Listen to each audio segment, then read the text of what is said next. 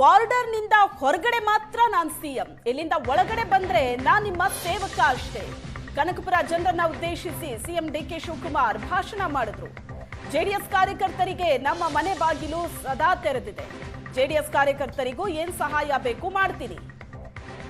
ನಾನು ಸಿಎಂ ಆದ್ರೂ ನಿಮ್ಮ ಮನೆ ಮಗ, ನಿಮ್ಮ ಸೇವಕ ಅಂತ ಡಿಕೆ ಶಿವಕುಮಾರ್ ಹೇಳಿದ್ದಾರೆ. ಊರಲ್ಲಿ ಏನೇ ಗಲಾಟೆ ಇದ್ರೂ ರಾಜಿ ಮಾಡ್ಕೋಬೇಕು. ಪೊಲೀಸ್ ಸ್ಟೇಷನ್ಗೆ ಹೋಗಿ ಕೇಸ್ ಹಾಕಿಸ್ಕೊಳ್ಬಾರ್ದು. ರಾಮನಗರ ಕನಕಪುರ ಜನರಿಗೆ ಸೈಟ್ ಹಂಚೋದಕ್ಕೆ ಶಾಸಕರಿಗೆ ಹೇಳಿದ್ದೀನಿ ಅಂತ ಡಿಕೆ ಶಿವಕುಮಾರ್ ಹೇಳಿಕೆ ಕೊಟ್ಟರು. ಇವತ್ತು ಕನಕಪುರದಾದ್ಯಂತ ಸಂಚರಿಸ್ತಾ ಇದ್ದಾರೆ ಡಿಕೆ ಶಿವಕುಮಾರ್. ಯಾರಿಗೆ ತಲೆ ಇದೆ ಆ ತಲೆ ಮೇಲೆ ಸೂರು ಇರಲೇಬೇಕು ಅನ್ನೋದು ಕೂಡ ನಾನು MLA ಗೆ ಹೇಳಿದ್ದೀನಿ. ಅದಕ್ಕೆಲ್ಲರೂ ಕೂಡ ಮಾರ್ಗದರ್ಶನ ಮಾಡ್ತೀನಿ.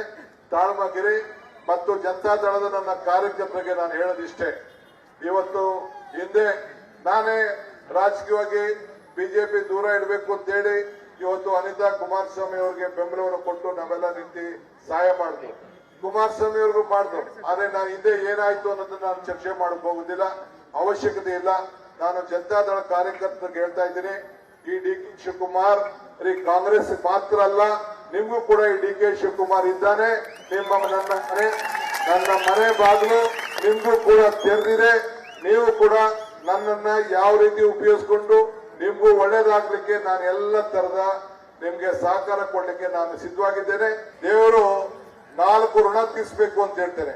ಒಂದು ತಂದೆ ತಾಯಿ ಋಣ, ಒಂದು ದೇವರ ಋಣ, ಒಂದು ಗುರುವಿನ ಋಣ, ಇನ್ನೊಂದು ಸಮಾಜದ ಋಣ. ಈ ಋಣವನ್ನು ತೀರಿಸಬೇಕಾದ್ರೆ ಧರ್ಮದಿಂದ ತೀರಿಸಬೇಕಂತೆ. ಹಂಗೆ ನಾನು ಏನೇ ಮುಖ್ಯಮಂತ್ರಿ ಆಗಿದ್ರು ಕೂಡ ನಿಮ್ಮ ತಾಲೂಕಿನ ಒಬ್ಬ ಮಗ, ನಿಮ್ಮ ಸೇವಕ. ಈ ಸೇವಕನನ್ನ ಸ್ವೀಕಾರ ಮಾಡಿ ನಾವೆಲ್ಲ ಯಾವಾಗಲೂ ಕೂಡ ನಿಮ್ಮ ಆಶೀರ್ವಾದ ಸದಾ ಇರಬೇಕು. ಇವತ್ತು ಕೈಗಾರಿಕಾ ಕೂಡ ಇಲ್ಲಿ ಬೆಳೀತಾ ಇದೆ. ಅವರು ಕೂಡ ನಾನು ಹೇಳ್ತೇನೆ, ಎಲ್ಲ ನಮ್ಮ ಸ್ಥಳೀಯರಿಗೆಲ್ಲ ಕೂಡ ಅವಕಾಶವನ್ನು ಮಾಡಿಕೊಡ್ಬೇಕು ಅಂತೇಳಿ ಕಟ್ಟಬದ್ಧವಾದಂತ ಆದೇಶವನ್ನ ಅವ್ರಿಗೂ ಕೂಡ ನಾನು ಕೊಡೋನಿದ್ದೇನೆ ನಾನು. ಆದ್ರೆ ನೀವು ಯಾರು ಸ್ಟ್ರೈಕು, ಅಸೋಸಿಯೇಷನ್, ಮತ್ತೊಂದು ಇವೆಲ್ಲ ಮಾಡಿದ್ರೆ ನಾನು ಅವಕಾಶ ಕೊಡುವುದಿಲ್ಲ. ಯಾವ ಸ್ಟ್ರೈಕು ಮಾಡಬಾರ್ದು. ನ್ಯಾಯಬದ್ಧವಾಗಿ ನಿಮ್ಮೂರಿನಲ್ಲಿ ಇರಬೇಕು. ಬೆಂಗಳೂರು ವಲಸೆ ಹೋಗೋದನ್ನ ತಪ್ಪಿಸಬೇಕು, ಅಲ್ಲಿ ಕೆಲಸ ಮಾಡಬೇಕು. ಇನ್ನು ಸದ್ಯದಲ್ಲೇ ಇನ್ನೊಂದು 15 ದಿನ ತಿಂಗಳಲ್ಲೇ ಬಂದು ಅಲ್ಲಿ ಭೂಮಿ ಪೂಜೆಯನ್ನ ಮಾಡಿ ಒಂದು ಹೊಸ ಮೆಡಿಕಲ್ ಕಾಲೇಜನ್ನ ಕನಕಪುರದಲ್ಲಿ ಪ್ರಾರಂಭವನ್ನ ಮಾಡಂತ ತಾಲೂಕದಲ್ಲಿ ಮಾಡಂತ ಕೆಲಸ. ಅದು ಆ ತಾಲೂಕು ಹಾಸ್ಪಿಟ್ಲು ನಿಮ್ಗೂ ಅನುಕೂಲ, ಕನಕಪುರದವ್ರಿಗೂ ಅನುಕೂಲ, ಮಳ್ಳವಳ್ಳಿಯಿಂದ ಬರೋಂತವ್ರಿಗೂ ಅನುಕೂಲ, ಎಲ್ಲರಿಗೂ ಕೂಡ ಅನುಕೂಲ.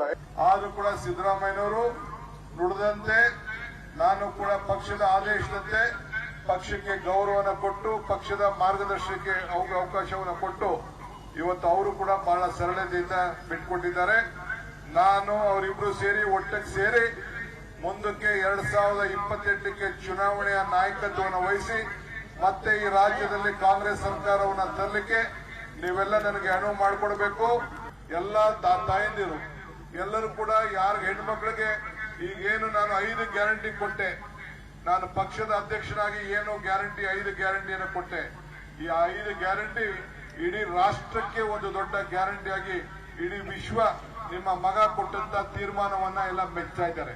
ಸೊ ನಾನು ಸಿದ್ದರಾಮಯ್ಯನವರು ಮೊದಲನೇ ಸಂಪುಟದಲ್ಲೇ ನಾವೆಲ್ಲ ಸೇರಿ ಆ ತೀರ್ಮಾನವನ್ನು ಮಾಡಿದ್ವು.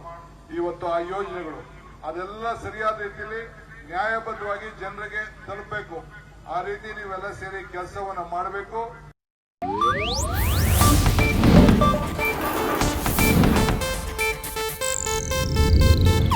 ಇದು ಏಷ್ಯಾನೆಟ್ ನ್ಯೂಸ್ ನೆಟ್ವರ್ಕ್ ಪ್ರಸ್ತುತಿ.